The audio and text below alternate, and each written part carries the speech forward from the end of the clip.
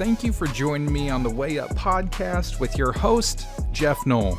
In this week's episode, I have the pleasure of interviewing Joe Kastrinakis. Joe is originally from Massachusetts and now lives in the Fort Leonard Wood, Missouri area.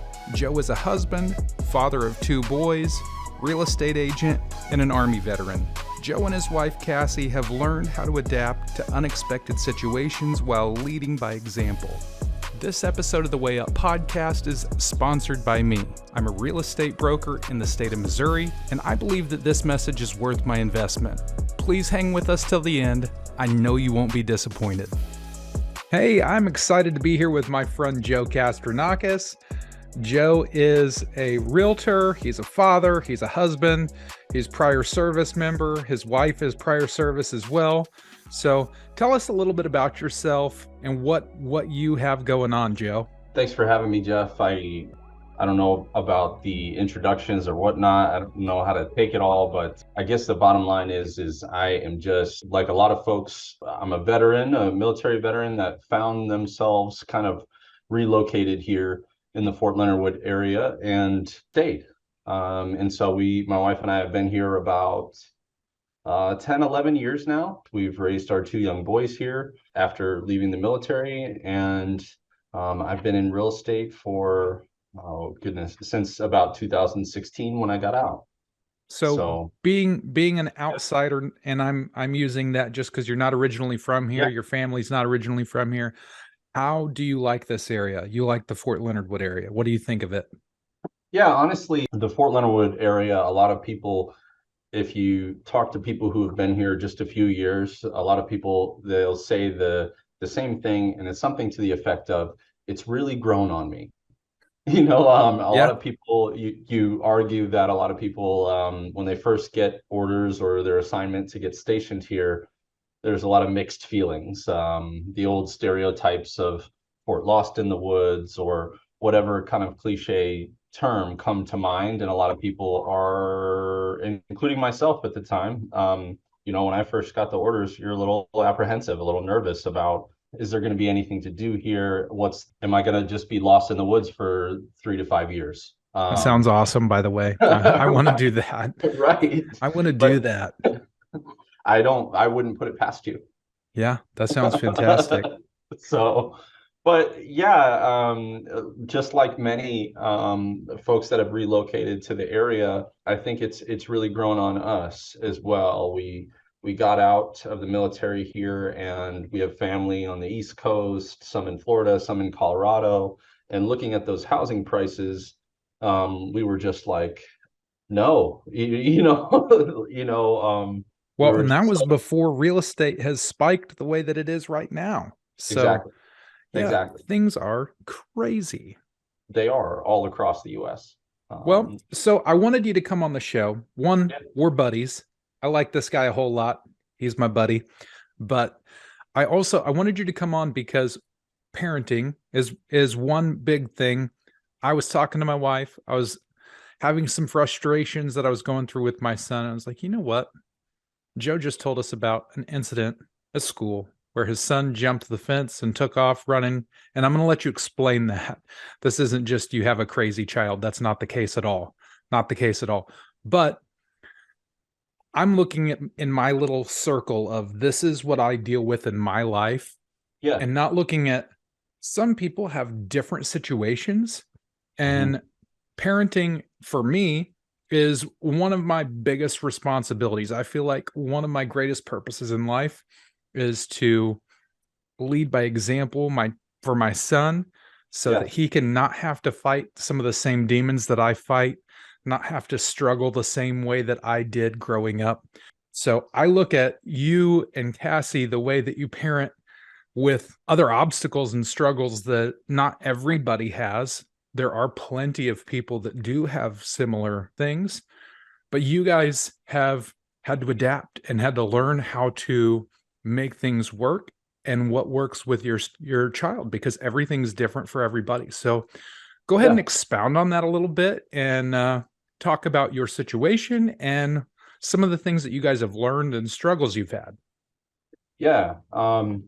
I think as early as I can remember, I wanted to raise kids. I wanted to have kids of my own, and I think I know a lot of us kind of get this image in our head of how things are going to go and what sports they're going to sign up for or what activities they're going to be engaged in. And you have this kind of like picture of like, oh, this child's going to be mine and kind of will be able to do X, Y, and Z. And it'll look just like this picture that I have, this vision that I have of parenting and what my son or daughter are going to look like. And I fell into that category. It's hard to really put a finger on, but my youngest is on the autism spectrum disorder, depending on the school of thought or the term associated. Some people can talk about see there's autistic on the autism spectrum, what have you. But what that means for us is that there are a few traits in areas socially where he's just not at the same, at the same pace as his peers potentially. And so one of those areas is speech. He can speak, but his social ability is a little behind his peers. So he can speak under certain situations. It'll help if you present options. Do you want strawberries or blueberries? Hmm. Versus what do you want to eat?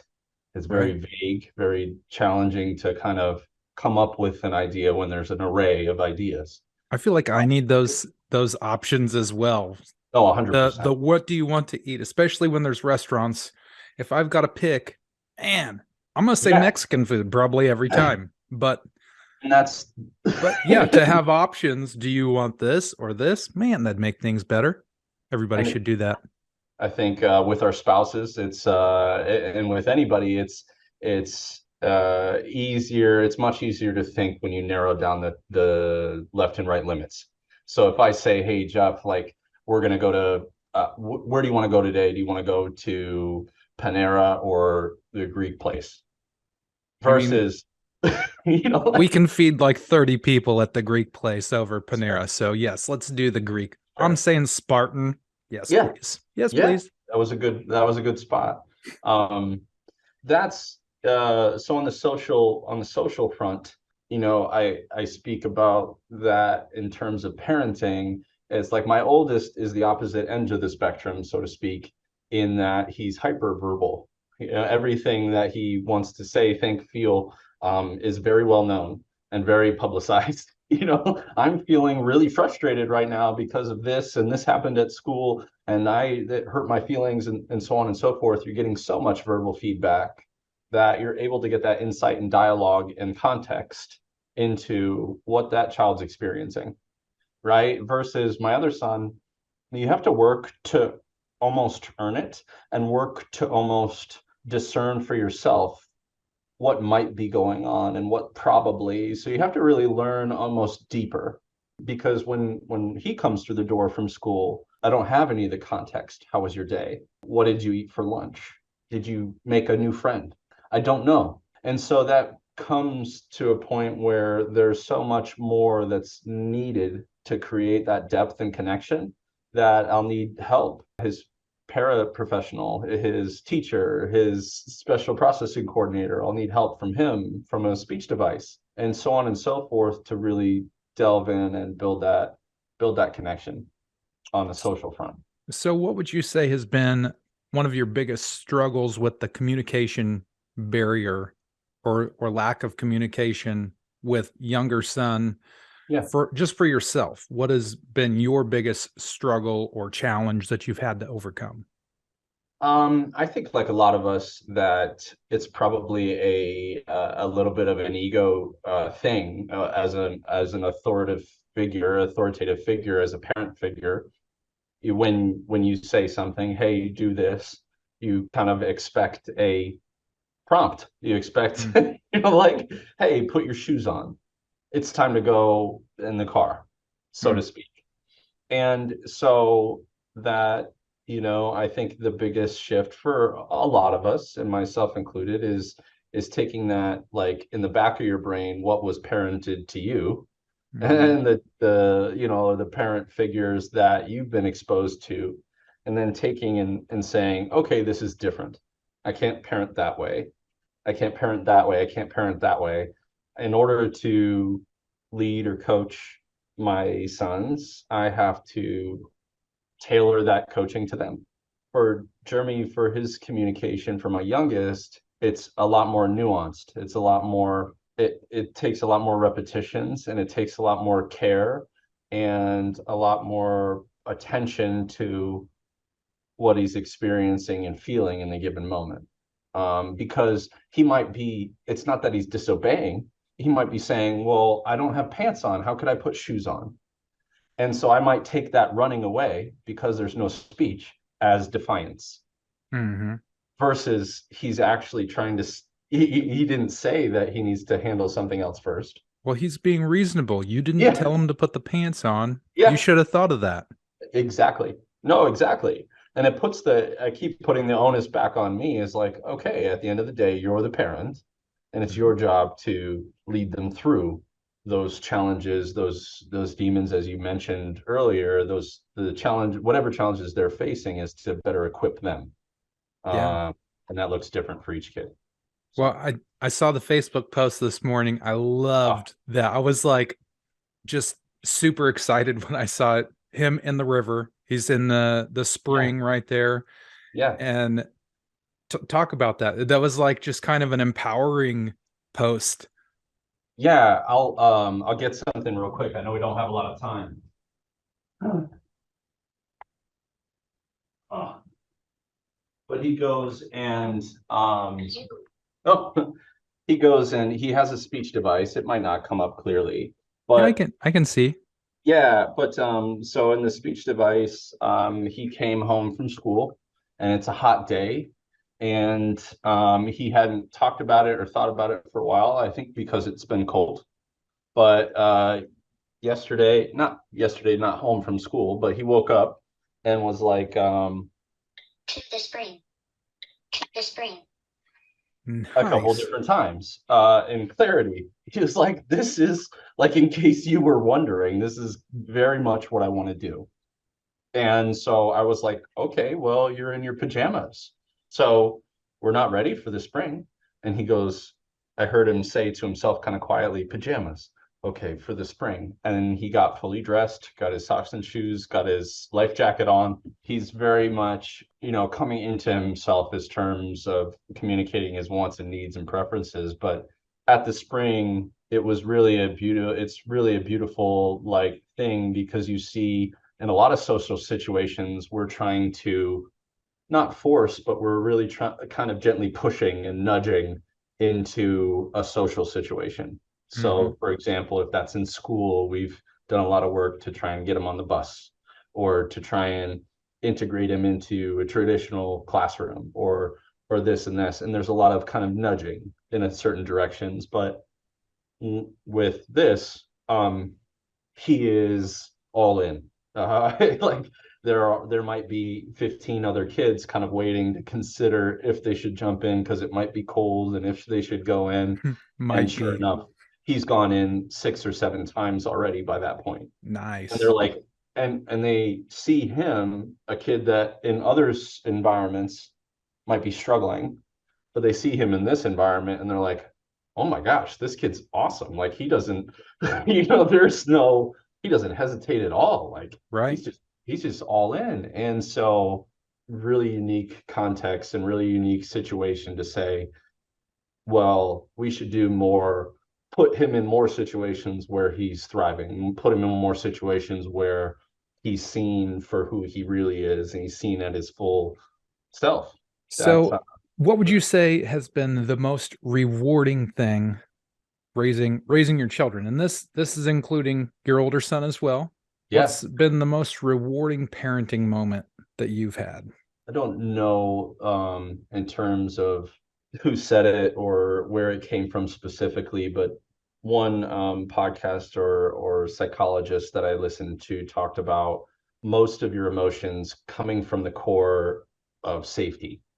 So if you're feeling safe, you're experiencing positive emotions. If you're feeling safe, you're experiencing joy, you're experiencing peace, your experience, because your body, your mind, your spirit feels comfortable and safe in that environment or around those people or whatever it is, eliciting feelings of safety versus the negative emotions associated with fear, loss, and so on and so forth. So I think for me, and parenting wise, it's learning to still get your job done and as a parent and lead them and guide them, but also, and at the core message is making them feel safe in themselves, in the environment, with your tone, with your, with your how you present yourself and how you lead them. That's been a struggle for me is I've wanted more. It's like, okay, let's get this done. More like, come on, like, let's get out the door, let's do this, come on. But I realize as I'm there teaching me that no one's going to go anywhere if they don't feel safe. No one's going to. You can't influence others, whether they're your kids or those you lead or whomever, if those people don't feel comfortable around you. Right. Compilation of moments, not just a Sure. No, that makes sense. I've gathered from multiple of our conversations that your children have helped you grow patience. Oh, You have developed patience like a lot of people don't ever get to that level in their life. You're an extremely patient person. Rather than getting upset, you're like, okay, well, what's the situation? Let me dig into this deeper and get what's actually going on behind the surface of what you can see. And you've grown very patient. So, I mean, I feel like that is a huge thing for you. Is there man. any examples of that you'd like to talk about? Oh man. I definitely don't identify as a patient person, but I definitely aspire to, like every morning I know that I'm going to have to reset myself and work on patience every morning because I've got a long way to go, but every morning I can reset and work towards that. Examples. Hearing you say that actually makes me feel a little bit better because I have to be very mindful about lots and lots of Yes. things. But that's one of the things this morning when I got up, I was like, you know what? No matter what happens, don't don't yell at Huck. Don't yell at Huck Oh, because in the mornings, my yes. son really likes to push my buttons. Yes. I'm a morning Mornings are the person. worst. I wake up like the birds are singing. I'm excited. The morning's the best part of my day. And my son comes down and he is not a morning person. Yeah. He comes down with attitude first thing and comes at me with attitude. And I'm like, So a Yes. lot of mornings before he gets on the bus, I've had it. And I lose my crap on him and I don't Yep. like that. And it sets a bad tone for the day. So I'm like, I will keep my distance if I need to. If I need to be out in the garage working out in the gym when he's up, Yeah. I want to spend time with him, but I don't want to start either one of our days with us fighting with each other. So, Yes. to hear you say that it's something that you have to be mindful and work on every day, Constant. that is actually good too. I mean, we all want to be better, but it takes work. You have to be focused on, okay, this is what I actually want. This is what I want to create more of. And Yes. patience is one of them for me that I don't feel like I hit the mark often. I lose it. Most days. Most days. Really? Okay. Yeah, most Well, days. It's something it's an active struggle. yeah. It's struggling with it on purpose every day because it's an area that is vulnerable, Mm, right? To lose your patience. And some people have probably a more naturally patient disposition. yeah. And so since I don't, I know that I have to reel myself in. For example, you asked for an example. Is it Saturday? There was a fair downtown, a summer Oh, fest, Freedom Fest. Freedom Yep. Fest, excuse me. Yep. And we were like, we know that our youngest Jeremy has a propensity to run. We talked about the incident in the school. whether it's the grocery store. That's been something throughout his 8 years of life, that he will bolt in a different direction. At some point I've seen other people not knocking it, but they'll have the little leashes, or I can't think of another, Yeah. tethers. I mean, I think that's Leashes. what it is. I don't bring past any judgment, and I think that there's probably it's probably, I don't know. There is no They've pointing lost their in that kid before. direction. My Yeah, parents had a leash for me when I was a kid too. I should have had one, probably. And so in this instance, we know he doesn't necessarily like big crowds. We know he doesn't like necessarily to just be out in the heat without any cloud cover or trees or whatever. And we know, so knowing those things going into it, we know, hey, there's a significant risk here that he might run, because of those environmental conditions. He doesn't feel safe, in those conditions. And sure enough, we were really good. He was staying with us. We got in line to get some food. He was staying with us. We said, hey, we got to wait our turn. He was staying with us. And then he is just getting smarter and smarter as he goes. And of course, and as soon as I grab the food, I have the foods in my hand, my food in my hand, and now I can't run. Right? So now, as soon as I get the food in my hand and I'm exchanging payment, down to the park. And my family comes into action right away, and Jordan's like, I'll hold your food. And Cassie's running to chase him, and there's calamity and commotion. And I just, in the past, like a few years ago, I would have been really stressed. I would have just said, hey, let's go. We're not doing this. This is embarrassing for me, or embarrassing as a family. And this isn't a good indication of parenting. And all of this stuff just would pile into my thought process. But this time I was just like, hey, we know he runs. And he ran right to the park, right where he wanted to go anyway. Yeah. And I walked to the park. I said, come here. We're coming back to sit down to eat. And he came with me quietly, and but I had to tell myself every step, chill, just chill. Like, there's no, what's yelling gonna do? Well, It's and gonna it make him wasn't an run act. faster. It wasn't an act to be defiant. Yeah, maybe Not from his perspective. I don't even think. if it was, even if it wasn't, if it happened, and yelling isn't gonna fix it. Right. So it doesn't make it better. But he walked back to me, sat down, and ate some French fries. We all enjoyed it, and then we went to the spring afterwards. Well, that's super cool to be able to catch yourself in the moment. Like that is key. It's constant to see, hey, this is a situation where it can either go one of two directions. I can let anxiety take myself over, worrying about what other people think, other people's perspectives. Yeah. Or I can take care of this issue with my son, who this is the only person that I actually give a crap what they think in the whole everyone around. Who cares what everybody else thinks? Yeah. Because the truth is, a lot of them have their own situation, probably maybe not the same, but similar. They've got things going on. And that's right. Does it matter what you think about their situation? Probably not. It doesn't. So that's fantastic to be able to catch it and be like, nope, we're gonna take care of this. This is okay. It's okay. Yeah. Yeah. That's the most recent one I could think of. But again, it's a constant active battle of taking yourself back to say, I'm not going to let the situation dictate my demeanor, For sure. I very much struggle with it. So sure.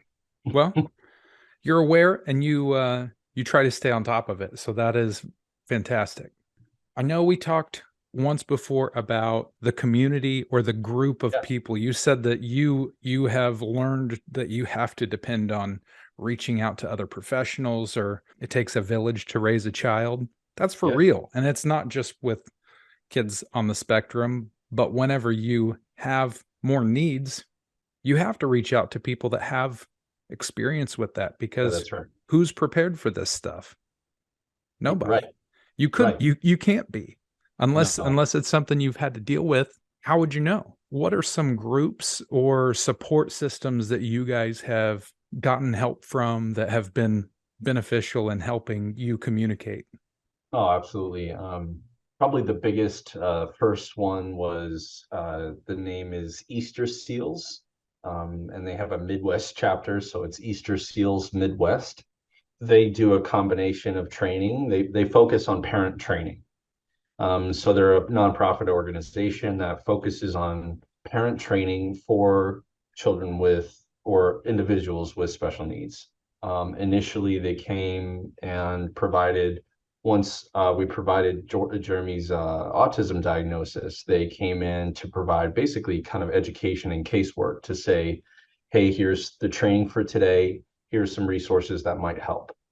Here's the training for today. And they provided 10 weeks of free sessions in home where they came in and provided training and consultation and encouraged the use of resources and connection with resources for us. And that really was, Jeremy's 8 now, and I believe he was 3 or 4 when they first came in.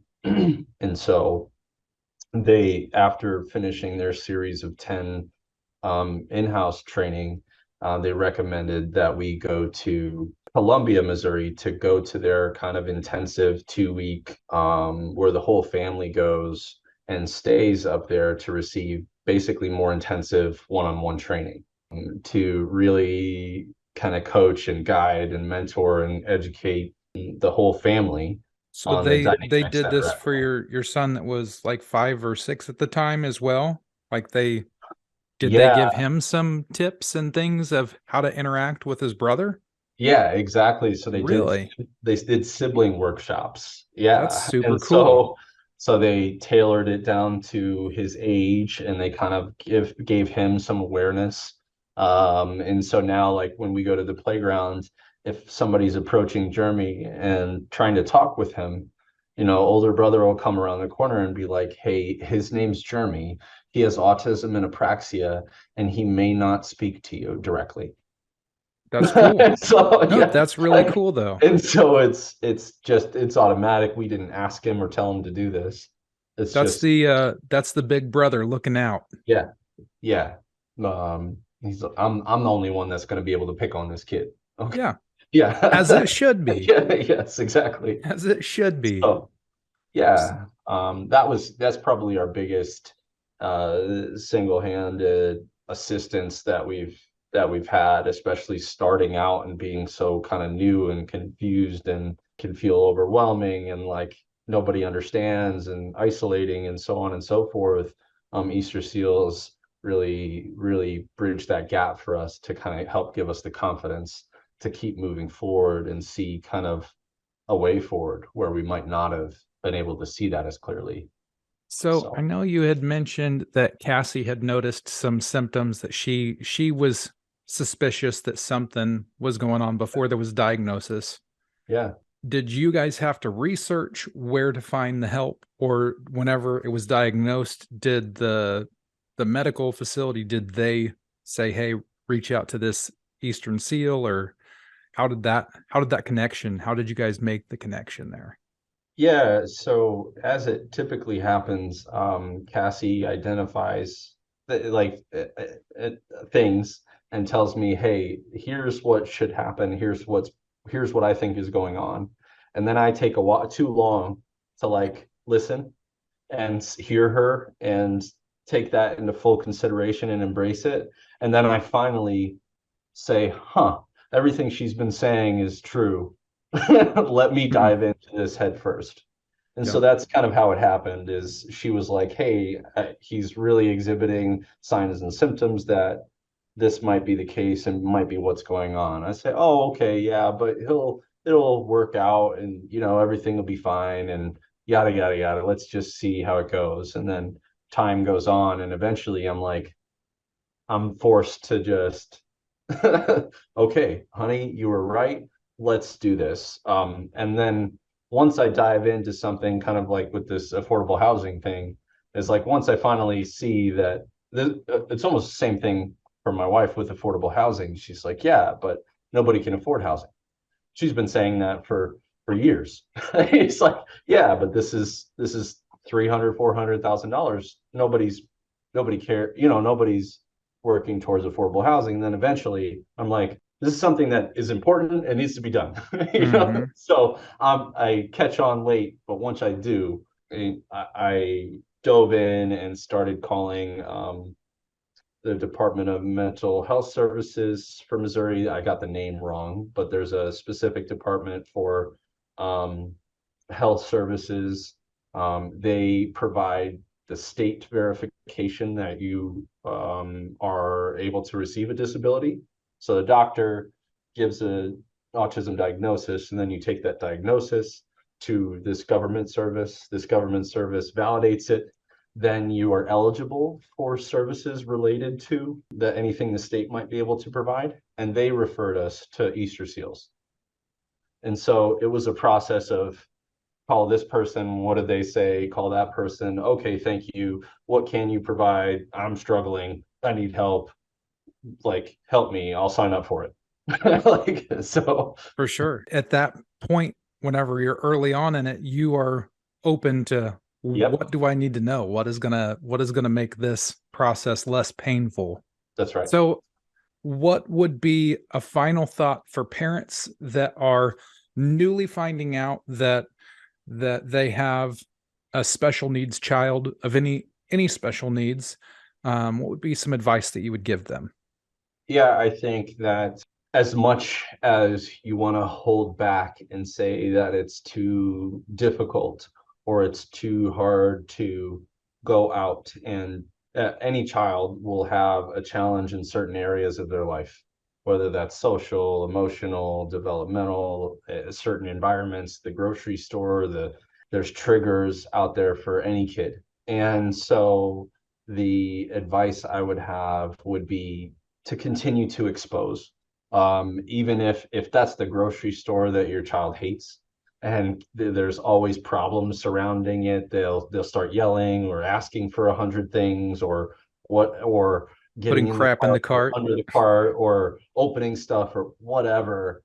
The answer, in my humble and small opinion, is to do it again next week, do it again tomorrow, go back, Mm, continue, like try at a different time of day, try with eating first, try with eating afterward, try with is to continue to say, we're going to have to get groceries for the rest of our life. Like, true. so you can I don't like it. I hate Yeah. getting groceries, Yeah. but now like it's something that the more exposure, the more the lights start to get not as bad if you've gone 100 times rather than Mm, 10. yeah. The the waiting in line starts to just get a little more tolerable after the 100th time. The Yeah.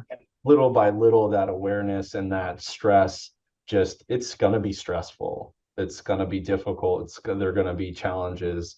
My son's probably gonna run, Yeah. but I can only control so much. I can only present the environment. I can only assist with those challenges and provide some tools and coping, strategies to help equip them. But I can't miss the show must go on, Yeah. so don't Well, retreat. I Yeah, greatly appreciate you, Joe. I that's look to good. you guys as you are trailblazing. You're doing something that will be so meaningful for your children. And I think you guys are both leading a wonderful example. They see mom and dad take action. You guys don't sit back and watch things happen. You make things happen. So I I'm excited to get to see that from my perspective as well. But I greatly appreciate you coming on the show. Yeah, Definitely going to have you back. The affordable housing is going to be a podcast all of its own. I'm excited about it. sounds great, brother. See ya. Sweet.